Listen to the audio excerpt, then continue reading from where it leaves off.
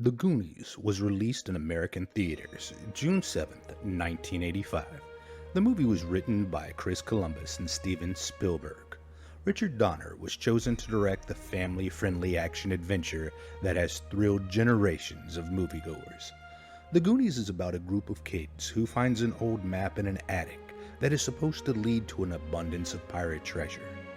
The Goonies unfolds in the mold of the classic hero's journey. In almost any good journey, we need a few key ingredients to cook up a compelling story. We need a hero, a destination, some obstacles or complications, a reward, and return of the hero to save the day. In the Goonies, we have a cause, a treasure map, criminals on their trail, and pirate treasure on the horizon as the Goonies look to save the Goondocks from the evil bankers. In this video, we will break down the key characters and plot points that make The Goonies a favorite movie to millions around the world. Today, we will jump in our virtual time machine and set the dial to 1985 as we explore what we love about The Goonies. The Goonies are a group of suburban kids living a typical 1980s American life. Well, mostly. Early in the movie, we are introduced to the Goonies, Mikey, Brand, Mouth, Data, and Chunk. These are the core group of kids that live in an area of Astoria known as the Goondocks. We get basic exposition or background about each of the characters. Mikey, for instance, has asthma and is told to avoid anything that can trigger his condition. The Walsh House seems to be the center of activity for the neighborhood kids. Mikey seems to be the de facto conscience of the group. It's Mikey's moral compass that seems to be at the heart of the story.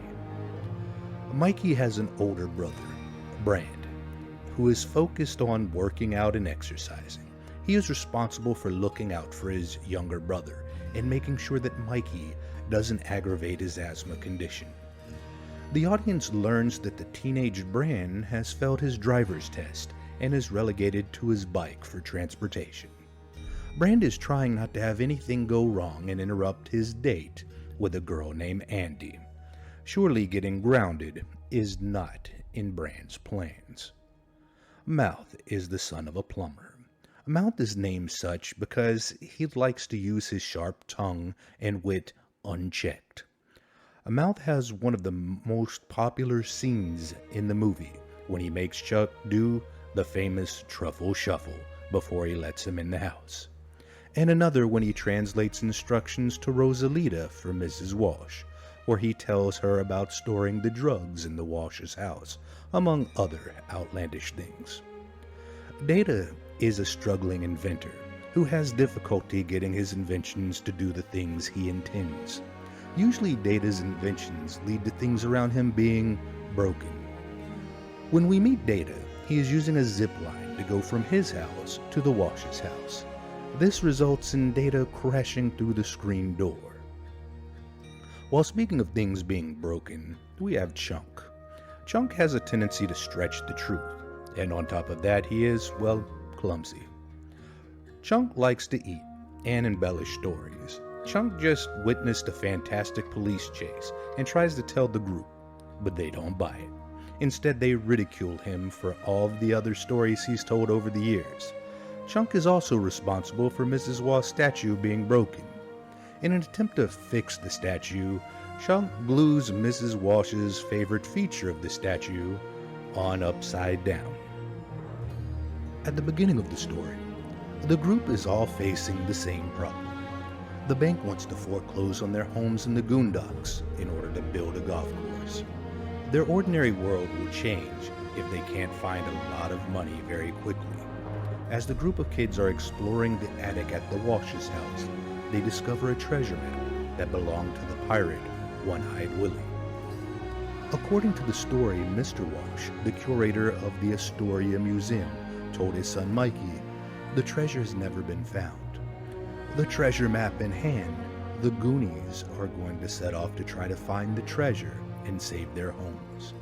Mikey is initially the one of the Goonies having second thoughts, but each of the crew is hesitant for another Goonie adventure. Brand is hesitant to join in because he doesn't want to get grounded for letting Mikey out of the house to get sick. With Brand as an obstacle, the other boys tie him up with the exercise gear and head off to follow the map to find the lost treasure and hopefully save the Goonducks. In the first part of the story, the audience gets to know the core group of the Goonies. The quick introduction to the characters makes them feel familiar to the audience. The conflict of the movie is established with the bank trying to foreclose on the properties in the Goondocks in order to build a golf course. The urgency is established here, as the Goonies have only a couple more days before their world is changed forever. The audience investment in this adventure is high at this point. As we view the emotional moment between Mikey and Brand, we understand their emotional need to do whatever is necessary to try to save their homes. As action moves to the next phase of the movie, the boys have hopped on their bikes and are in pursuit of the treasure of One-Eyed Willie. While Mikey, Mouth, Data, and Chunk follow a treasure map and search for clues defining One-Eyed Willie's treasure, Brand, who has been untied, finds his bike tires popped and takes a little girl's bike to go after Mikey and his friends. While riding after his brother, Brand is approached by his nemesis Troy and two girls, Andy and Steph. Troy is the spoiled son of the banker who is trying to foreclose on the Walsh's house. Troy and Brand are also competing over the affections of Andy. Troy uses this as an opportunity to try to embarrass Brand, but ultimately this leads to the girls getting out of Troy's car and joining Brand in trying to catch up with Mikey. Everyone can relate to having someone like Troy in their lives. Audiences love when these characters get their just desserts. Meanwhile, Mikey and his friends follow the map and the doubloon to a summer restaurant that matches the clues on the map. Although the restaurant should be abandoned during this time of year, the group finds it occupied by rough-looking characters, the Fratellis. The group have a quick encounter with the Fratellis when Brand and the girls arrive. The full group of Goonies escape the restaurant, but will go back as the Fratellis leave. This is the point that the danger for the group increases, as the Fratellis are dangerous fugitives hiding from police. The group also thinks they may have heard gunshots, adding to the tension. As the complications increase and the obstacles become tougher, the drama is exponentially increased. This added tension helps move the plot and keep the pacing of the action up.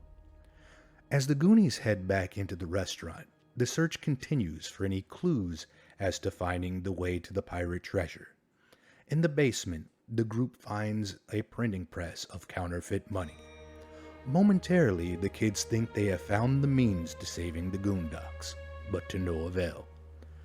They also stumble upon a dead body in a freezer with a bullet through its head. The Fratellis return, and the kids hide. Chunk is trapped in the freezer with the dead body, while the others crawl down a hole in the fireplace. Here, Chunk gets separated from the group, while the remaining Goonies continue down the path to Willie's treasure. The danger element and intensity continues to rise for our audience. The kids are facing legitimate danger. Chunk is trapped with the Fratellis, who have committed murder. The Goonies are now at the point of no return. The conflict is now about staying alive as much as it is about saving their homes. The movie does a great job of balancing tension with humor. Well-timed humor keeps the action fun, while the tension is subtly increased. The adventure is now split between the drama surrounding Chunk and that facing the rest of the Goonies. Chunk tries to call the police and let them know about the Fratellis and the events at the restaurant, but the officer doesn't believe him. This links the reputation Chunk has for lying that was set up early in the story. This is the proverbial boy who cried wolf scenario. The Fratellis end up catching Chunk. Chunk is made to spill his guts to where his friends went. The Fratellis eventually lock Chunk up with a grotesque-looking man named Sloth. The scene with Sloth and Chunk is another example of blending fear, and humor for great effect. Chunk is clearly scared of Sloth, but tries to befriend him. Anytime Sloth makes a loud noise, Chunk freaks out, creating a funny moment for the viewer. Sloth and Chunk will eventually bond over a Baby Ruth candy bar. As Sloth and Chunk become friends, the Fratellis set out to find Mikey and the Goonies. On their journey through the caves, the group has a moment where they find a wishing well.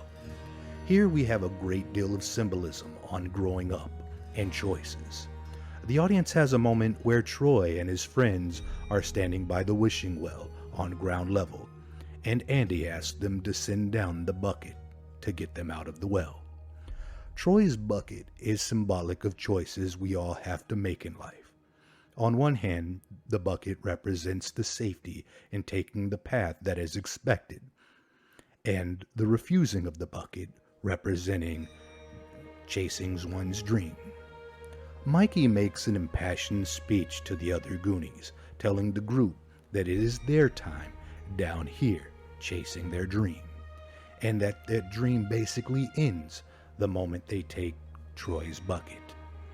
This is a needed moment for the Goonies to push through. Tension is high, desperation is high, but they have come too far to give up.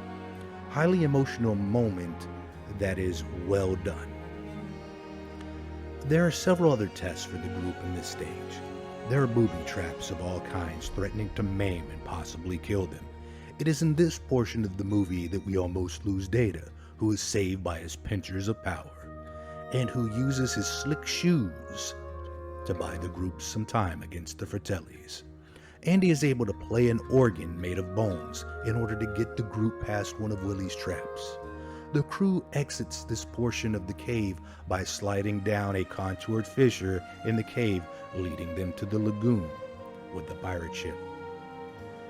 This middle act of the movie is very enjoyable to the viewer. There are booby traps for the kids to get past. We see an emotionally complexity from all of the characters. The group proves to be stronger than the sum of the individual parts, as each character plays a key part in the success of the group. The group is also facing real danger, but they seem to be very close to Willie's treasure. After the Goonies successfully navigate the organ trap and slide down the fissure, they find themselves in a large lagoon, entrapped on each side by a large cave. Before the Goonies is One-Eyed Willie's pirate ship. The feeling is that the Goonies are so very close to the treasure that can save their homes. We must proceed with caution, because we know the Fratellis lurk somewhere nearby, and Willie may still have some tricks up his sleeve. The Goonies board Willie's ship, but have trouble finding the treasure. After coming so far, things are now looking more bleak. After a bunch of bickering, Andy triggers the trap that fortunately reveals the location of Willie and the treasure. Mikey, fittingly, is the first to enter Willie's chamber. The audience sees an emotional moment between Mikey and Willie. In story terms, this is great in that the pirate One-Eyed Willie is likely the closest thing to a mentor that the Goonies have on this journey. The treasure map to Willie's treasure serves as the guide for the young treasure hunters. So indirectly, this puts Willie as the mentor and guide for the Goonies. This becomes more clear when Mikey shares his first moments with One-Eyed Willie and calls him the first Goonie. This is an unexpectedly emotional moment, usually saved for characters who actually meet in the flesh.